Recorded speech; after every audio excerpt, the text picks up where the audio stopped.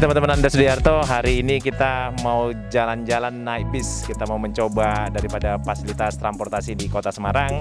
Nah, di sini kita ada dari komunitas peduli KPTS, Komunitas Peduli Transportasi Semarang. Boleh kenali dirinya?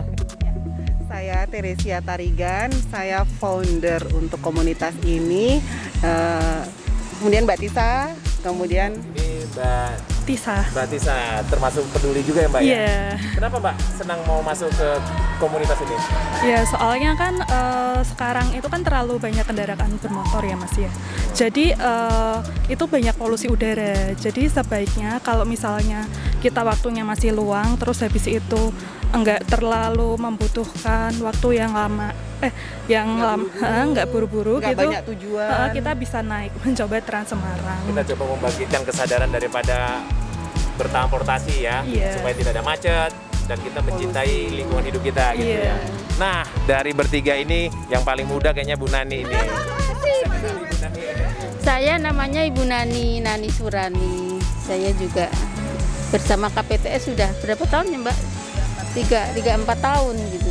Nah, kenapa semangat Ibu Nani untuk Ya. ikut di komunitas ini? Yang pertama karena saya sudah lansia. Saya sudah tidak ingin naik motor, tidak ingin naik apapun juga yang sering jatuh.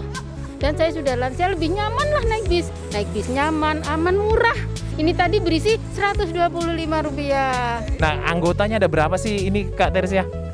Kita ada 1.000 lebih, tapi yang aktif sekitar 200-an yang sering komen di grup FB.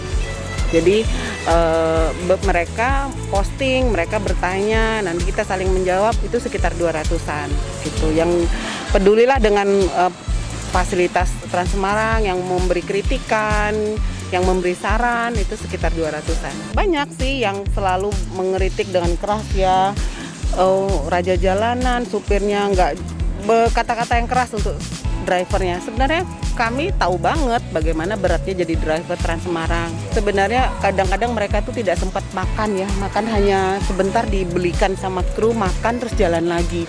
Dan mereka ngejar waktu, ngejar rate kilometer. Jadi di dalam harus diubah. Tapi masyarakat kadang-kadang terlalu keras mengeritik drivernya. Jadi salah sebenarnya. Nah, teman-teman Anda Sudiarto, untuk menyingkat waktu dan kita ingin membuktikan bagaimana sih rasa kenyamanan di Trans Semarang. Yuk kita berjalan ikutin kelompok KPTS-nya. Ciao.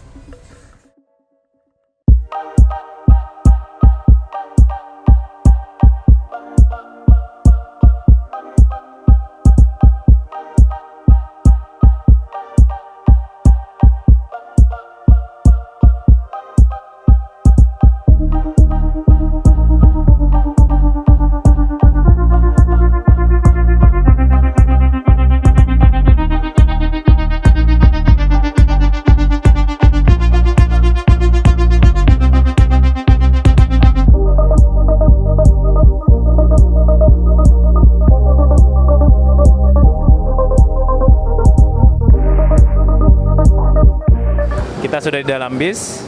Ternyata fasilitasnya untuk cewek sama cowok dipisah ya. Saya agak nyebrang dikit ini. Nyebrang dikit.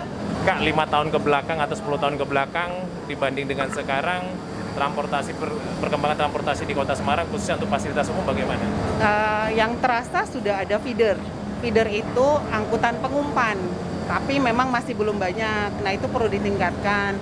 Penambahan armada juga. Kemudian inovasi cara bayar. Jadi Trans Jateng itu belum sebaik Trans Semarang untuk cara pembayaran. Jadi bisa cashless, bisa pakai berisi, bisa. Jadi cukup baik kerjasama Trans Semarang untuk pembayaran ongkos. Perkembangannya ini kira-kira di komunitas dari KPTS tadi sendiri ini diapresiasi bagaimana? Iya, kami sangat intens memberi masukan karena kami rutin naik angkutan umum. Jadi apa yang kami sampaikan, kami kritik itu benar-benar apa yang kami rasakan. Contohnya dulu ini terlalu tinggi ya.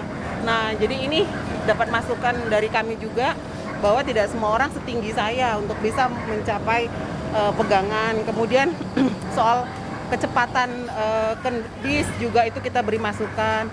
Tetapi ya balik lagi memang tidak mudah ya.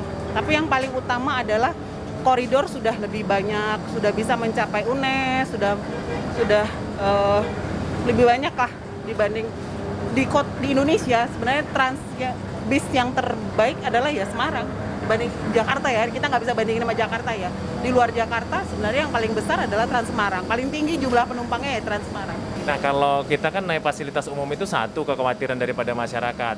Misal dia pekerja kantor. Nah, kalau saya nunggu fasilitas umum, jedanya itu kadang terlalu diambil. Nah, bagaimana kalau sekarang kondisinya daripada Trans Semarang? Masih belum layak sih, karena kalau yang saya baca di jurnal dari pakar transportasi, sebenarnya perjalanan yang paling lama itu harusnya 45 menit, PP 90 menit.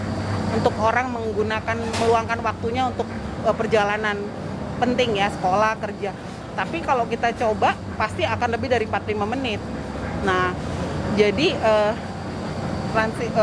waktu tunggu bis juga harusnya tidak boleh lebih dari 12 menit. Sebenarnya udah ada ketentuan dari Kemenhub, tapi balik lagi mewujudkan tujuan itu tentu membutuhkan dana. Jadi tidak mudah, tidak murah juga untuk investasi bis dengan kru. Nah, jadi balik lagi kita perlu juga menambah penumpang. Nah, kadang-kadang ada dilema kan antara menambah bis dengan cukup nggak ya penumpang supaya bisa balik.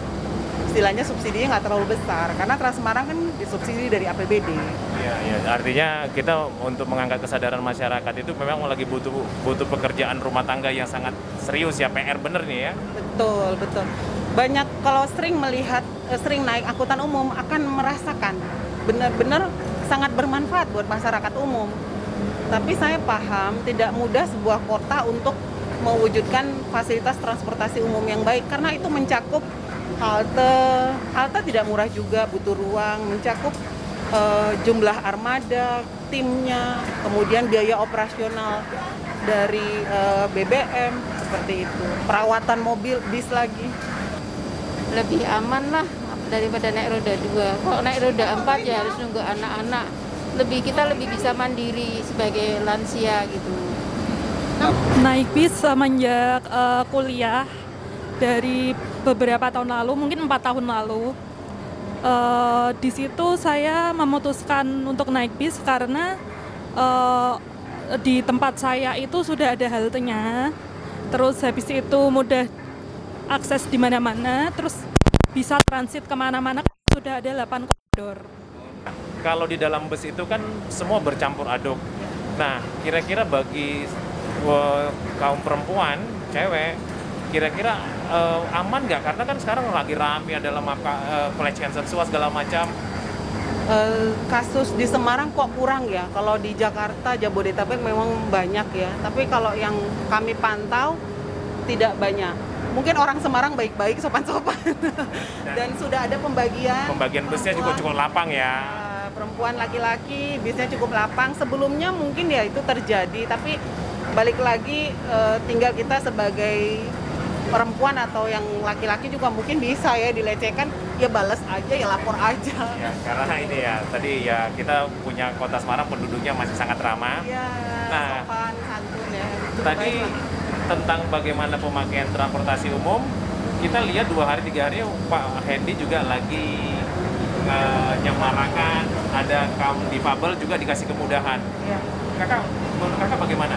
Ya, saya sangat mengapresiasi program ongkos murah untuk difabel itu sangat baik. Itu artinya sudah ada kepedulian dari Pak Wali Kota untuk kaum difabel. Tapi mungkin kedepannya lebih baik fasilitasnya, dan yang paling nyaman buat difabel adalah bisnya low deck. Low deck itu tidak menggunakan tangga. Ya, saya merasakan naik bis low deck itu di Jakarta ada, tapi paling banyak ya di Singapura. Singapura semua low deck. Di Australia juga gitu, di banyak negara maju. Jadi low deck itu resiko jatuh dan tidak susah naik turun bis. Tapi balik lagi keputusan itu tidak mudah juga. Banyak pertimbangan kualitas jalan, kondisi jalan, tidak membuat kita belum berani memutuskan pakai low deck. Atau mungkin karena lebih mahal. Jadi kalau yang paling diinginkan kaum difabel, saya yakin mereka lebih menginginkan fasilitas transportasi yang baik buat mereka daripada ongkos yang murah. Ini kan kita temanya jalan-jalan juga mengkampanyekan transportasi umum, ini adalah salah satu untuk Hari Lingkungan Hidup. apa harapannya bagi kita sesama masyarakat supaya menurunkan egonya. Ayo kita pakai kendaraan umum untuk mencintai dunia kita atau lingkungan kita. Mohon harapan dan pesannya, Kak.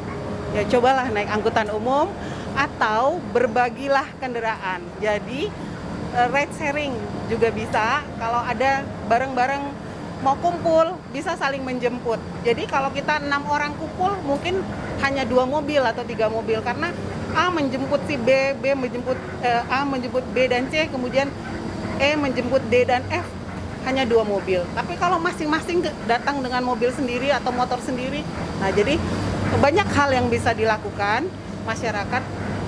Tapi pilihlah yang mungkin paling mudah dilakukan, paling nyaman. Yang penting intinya adalah mengurangi penggunaan kendaraan pribadi. Kita terima kasih, Kak, sudah dikasih kesempatan untuk naik bus ini, dan teman-teman, semoga teman-teman Lander Sudiarto bisa terinspirasi bagaimana semangat daripada KPTS, komunitas peduli daripada transportasi Semarang, untuk sama-sama kita mengurangi kemacetan dan mencintai lingkungan hidup. Yuk. Yuk naik angkutan umum ya.